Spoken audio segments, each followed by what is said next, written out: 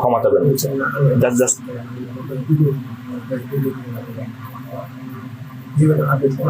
হবে না?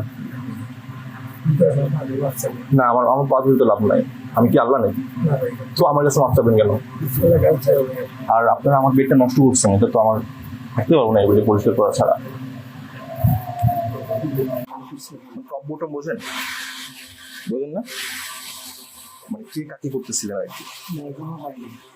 হলে কি করতেন? হলে কি করতেন সেটা বলেন। করেন না? যদি হইতো তাহলে কি করতেন? মানে টপ বলতে ছেলেদের রোল কে প্লে করতেন দুজনের মধ্যে?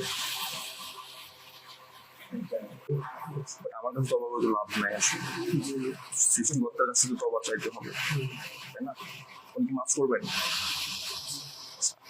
আপনার ছেলে ছেলে না হয় যদি একটা মেয়ের সাথে যদি এগুলো করতেন, অনৈতিক সম্পর্ক,